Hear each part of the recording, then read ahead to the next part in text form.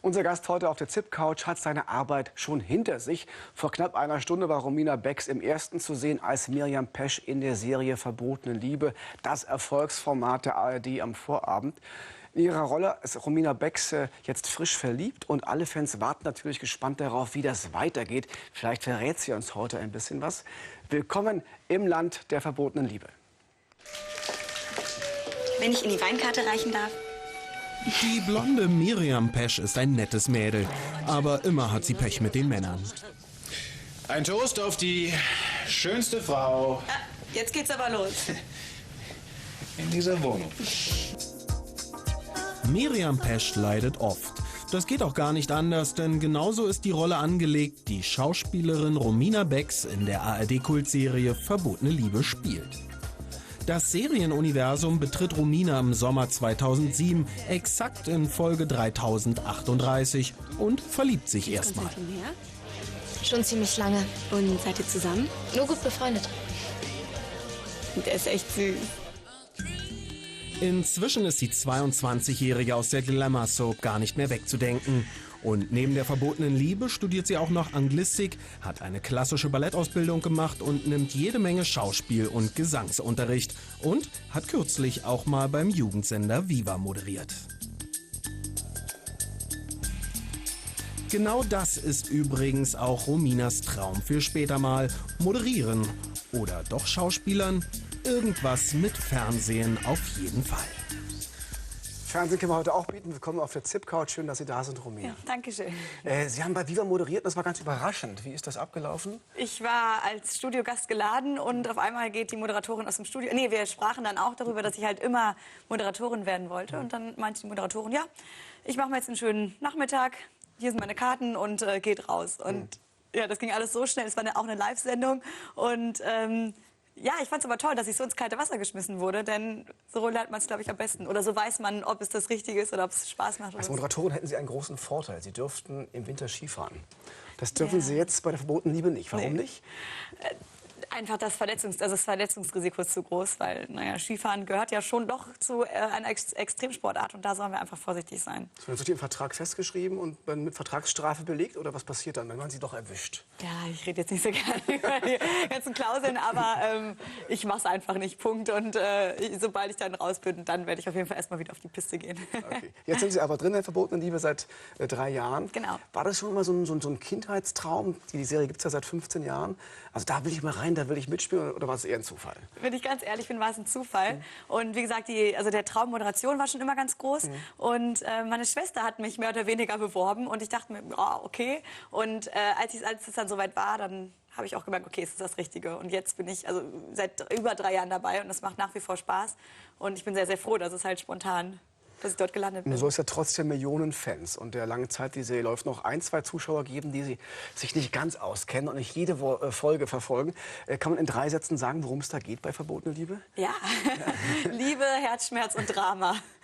Das sind so die 3 verbotene Liebe. Oder natürlich verbotene Liebe. Genau, spielt so ein bisschen im Adelsbereich, ne? Genau. Also eine Familie, Sie kommen dann eher aus dem bürgerlichen Milieu. Genau, aber das vermischt sich halt kreuz und quer und es gab mal eine Zeit lang wirklich, da hat der eine mit dem anderen und hin und her und der Graf, der jetzt leider nicht mehr dabei ist, der hat auf einmal 9 Kinder, die halt von verschiedenen Frauen waren und dann auftauchten und so. Das ist schon sehr, sehr spannend. Was mögen Sie an Ihrer Rolle, an der Miriam? Sie ist immer fröhlich. Also es ist manchmal auch schon ein bisschen so, oh, komm Mädel, jetzt komm mal, jetzt sag mal wirklich, sag mal was Negatives. Aber nein, sie ist wirklich ein fröhlicher Mensch und jetzt gerade in der aktuellen Geschichte mit der Jasmin Lord, mit der Rebecca von Landstein, ist es schon eine große Wandlung. Also ich meine jetzt, sie probiert sich gerade aus und ja, das war auch für mich persönlich jetzt ganz schön zu spielen mal. Genau, Sie haben das Stichwort gegeben. Es ist eine frische Liebe da. Und kein Kerl, der eine Rolle spielt diesmal, sondern Sie haben sich quasi in Rebecca verliebt. Und das schauen wir uns mal gemeinsam an.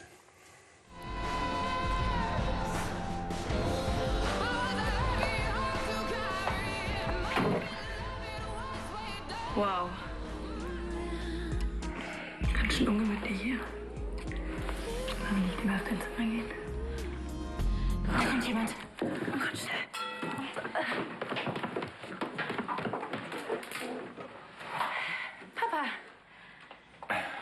Lasst euch nicht stören. Wie lange mussten Sie da üben, um mit dem Kopf gegen die Lampe zu knallen? Ja, das stand nicht im Drehbuch. Wir haben gesagt, oh, die Lampe hängt da, das ist lustig. Oder dachten wir zumindest. Und ja, gerade diese tollpatschigen Sachen, die finde ich am schwierigsten. Und da sie sehr gut hingen, haben wir es dann nur einmal geübt und dann hat es auch geklappt. Und es tat weh. Kann ich mir vorstellen, dass wenn man so überbesetzt war als jemand, der dann mit Jungs gern flirtet und plötzlich jetzt soll man sich in ein Mädchen verlieben, eine andere junge Frau. Ja, das ist ja die erste Beziehung, lesbische Beziehung, wo so junge Frauen eine Rolle spielen. Ja. In der Serie. Es gab schon mal eine Hochzeit, aber es waren eher ältere Frauen. Genau. Was haben Sie gedacht so beim ersten Hören? Spiel jetzt mal mit einem Mädchen in der Liebesszene. Wir verstehen uns privat ganz gut und jetzt auch auf die Rolle bezogen, haben wir beide nur Pech mit Männern gehabt. Von daher ist es jetzt eigentlich, also liegt es eigentlich nahe, dass wir beide uns jetzt gefunden haben. Und als wir da beide von gehört haben, wir haben nur gelacht. Wie gesagt, wir sind privat befreundet, wir fanden das jetzt erstmal lustig. Und für die Rolle ist es auch für die Zuschauer einfach nur schön. Gerade, wie Sie es eben angesprochen haben, wir hatten schon Frauen, die verheiratet waren und die hatten ganz andere Themen. Die hatten dann eine Adoption oder eine Leihmutterschaft oder eben beziehungsweise einen Leihvater. Und wir sind einfach noch ganz jung und wie das halt im Leben ist, also man weiß mit 16, 17, 18, 19, 20 noch gar nicht genau, wohin man gehört, wohin man will. Und das finde ich jetzt eigentlich ganz, ganz schön dargestellt. Ich muss sagen, alle Schauspieler und Schauspielerinnen, die hier sitzen, Liebesszenen sind schwierig zu spielen. Da haben wir manchmal Bammel vor, man weiß nicht genau, wie das geht, wie man sich da einlässt. Ist es schwerer, mit einem Mann das zu spielen oder mit einer Frau?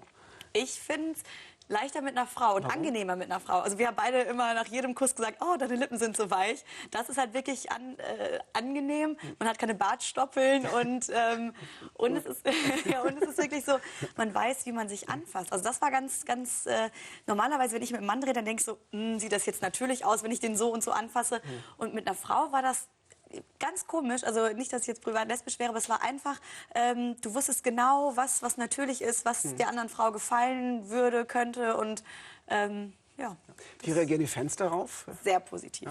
Ja. Werden Sie auf der Straße auch mehr von Frauen angeflirtet jetzt mittlerweile?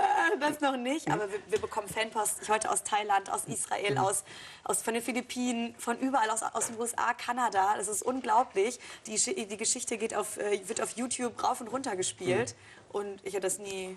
Ja, dann darf man sehr gespannt, wie das weitergeht. Wird ein richtiges Paar draus? Möglicherweise auch mit Hochzeitsglocken? Ah, okay, die Hochzeit, wir sind noch sehr jung. Das dauert vielleicht noch ein bisschen, aber wer weiß. Okay. Sie haben nächste Woche Geburtstag. Man darf noch nicht gratulieren, aber wird es trotzdem eine große Party geben, so zwischen Weihnachten und Silvester? Ja, doch. Ja. Also jetzt groß mit 35, 40 Freunden. Also es ist schon ganz nett. Mit Skifahren oder ohne? Ohne Skifahren. Ohne Skifahren. Dankeschön für den Besuch. Dankeschön.